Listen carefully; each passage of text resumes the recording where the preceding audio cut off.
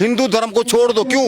हिंदू का मतलब है जाति पाति में विश्वास रखना। हिंदू का मतलब है इसको सस्टेन करना। आप हिंदू नहीं है? मानव नहीं, हम हिंदू नहीं है।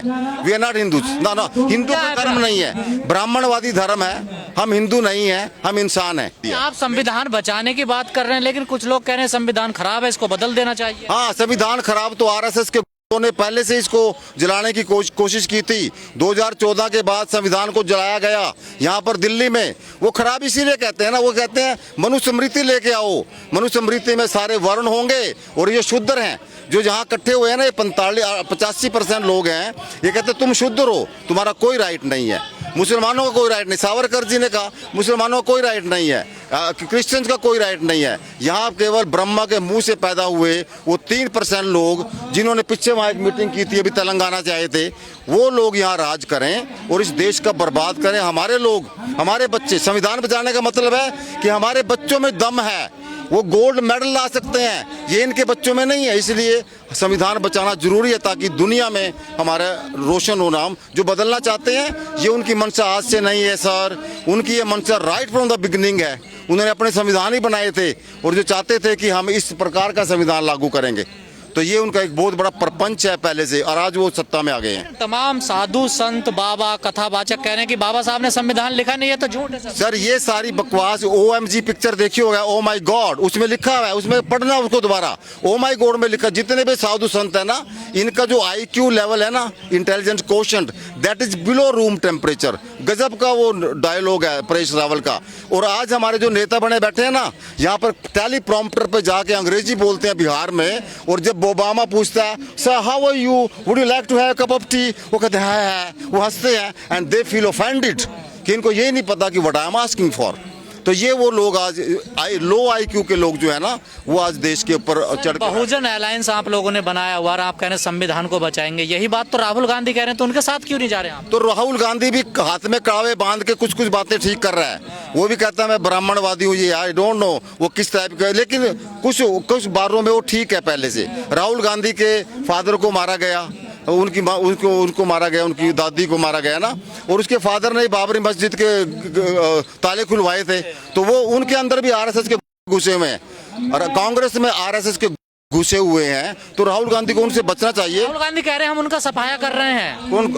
हाँ, करेंगे तो अच्छी बात है, वी वुड वेलकम दिस, यदि वो करते हैं। आई थिंक ये बात वैसे राहुल गांधी जी आपको डिटेल में बताएंगे अपने संभाषण में। This is a beautiful question, you must ask this question to Rahul Gandhi. He is welcome to come on this stage, we are calling him, come. Sir क्या ये बहुजन अलायंस जो है ये सफल हो पाएगा? क्योंकि जो बहुजन एक्टिविस्ट हैं, दलित बुद्धिजीवी हो, तो सब कांग्रेस की तरफ जा रहे हैं आजकल। ऐसा ये कांग्रेस का जो कहीं नहीं जा रहे हैं, उनका मेन मकसद यही है कि ये जो RSS के गुंडे इस देश के ऊपर चढ़ के बैठ गए, चाहे वो कांग्रेस के माध्यम से हो, चाहे और पार्टियों के माध्यम से हो, उनको किस टाइप से हमने रोकना है। तो यदि हमारे ये सारे इकट्ठे हो रहे हैं, ये इनिशियल छटपटाहट है कांग्रेस की, सॉरी BJP की, RSS के कि कैसे वो उनको रोके, but they can not stop.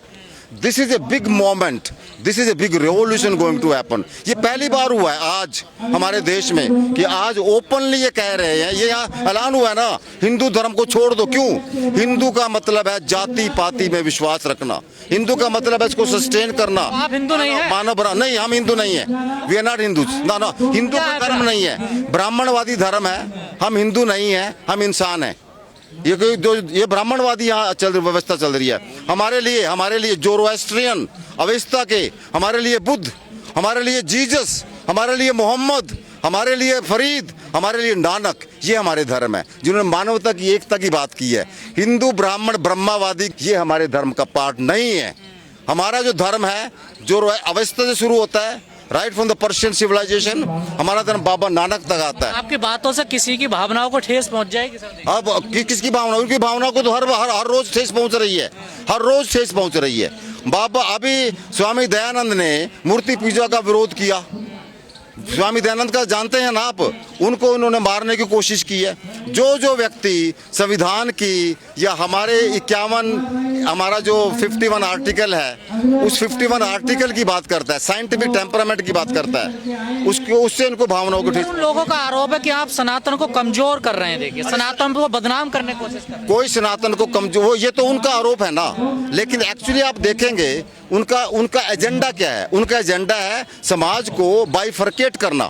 उनका एजेंडा है हिंदू मुस्लिम के खिलाफ सांप्रदायिकता का माहौल बनाना, उनके ऊपर इस तरह के अटैक करना, मतलब देश में बुलडोजर चलाओ, नफरत फैलाओ, मारो, लिंचिंग करो। उनका ये एजेंडा है। उनका एजेंडा है कि यदि तुम गुंडागर्दी नहीं करोगे तो तुम्हारे ऊपर एफआईआर होंगी। उन्होंने ये कहा हुआ है, गुंडागर्दी करो, पुलिस तुम्हारा कुछ नहीं बिगाड़ेगी। सर आजकल देश में वोट चोरी को लेकर हंगामा मचा हुआ, तमाम राजनीतिक पार्टियां बड़े आरोप लगा रही है चुनाव आयोग। हाँ, वो तो बिल्कुल सच्चाई है। जो चुनाव आयोग जो है वो बीजेपी का स्पोक्स पर्सन है, जो चुनाव आयोग नहीं है वो। अभी आप सवाल पूछ रहे थे जांगड़ा जी से, उसका यही मंतव्य था कि ये जो चुनाव आयोग कह रहे हैं उनको वो आरोप क्यों लगाए।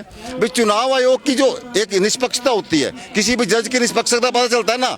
यहाँ पर नोटों की गठियाँ मिल रही हैं, अरे वो जो जल रहे हैं नोट उनको बांट देते हैं हमारे सारे। आपके बढ़िया कैमरे होते हैं आज, है ना, इनके आपके घरों, है ना। हम भी हवाई जहाज की यात्रा करके जाते स्वीडन में घूमने के लिए, जला दिए ना।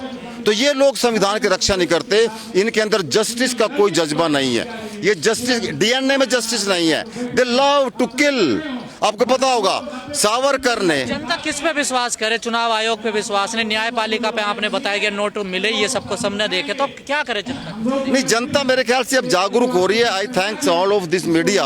आप लोगों ने ये अलग जगा दी है और जनता को पता है, वो धीरे धीरे समझ रहे हैं इनकी चालों को हमारे देश में, क्योंकि इसको पाकिस्तान बनाना चाहते हैं। इसलिए मोदी 2014 में पाकिस्तान गए थे। They love Pakistan because there is no constitution in Pakistan. तो यहाँ पर भी कॉन्स्टिट्यूशन नहीं होना चाहिए, वहाँ पर कॉन्स्टिट्यूशन नहीं है। वहाँ पर एक खास किस्म के एक जो रिच लोग हैं वो उसको कंट्रोल करते हैं। उन्होंने जब देश की पार्टीशन हुआ था उन्होंने वो चुना था, हमने चुना था एक बराबरी, सभी नागरिकों को बराबर का हक मिले। हर एक वोट का मतलब यही है ना। तो चुनाव आयोग के ऊपर हम टीएन सेशन को याद करते हैं आज। चुनाव आयोग का मतलब ही यही है कि किस प्रकार से आपका वोट, मेरा वोट, किसी का भी वोट, एवरी वोट काउंट।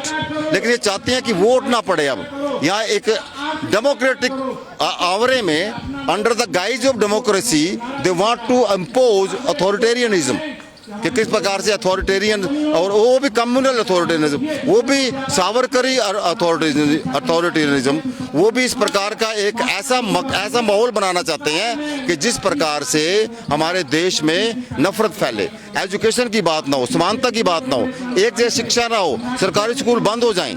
तो ये हाँ, बंद किए जा रहे हैं, जानबूझ के किए जा रहे हैं। अभी दिल्ली में आप देखते हैं, हम तो दिल्ली में पहले सुनते थे यहाँ सरकारी स्कूल चल रहे हैं, प्राइवेटाइजेशन हो सबका, और उन प्राइवेट में भी बच्चों के दिमाग में इन्फ्यूज किया जाए ऐसा, इस टाइप का माहौल, ऐसा जहर, कम्युनल जहर अगेंस्ट मुस्लिम्स। और उन जो अभी जो किताबें एनसीईआरटी की, उनमें इन्होंने चेंज किया है, काफ़ी कुछ चेंज करते जा रहे हैं ताकि माइंड को कम्युनल बनाया जाए। ये कोई आने वाले भविष्य के प्रति ये कोई अच्छा संदेश नहीं है।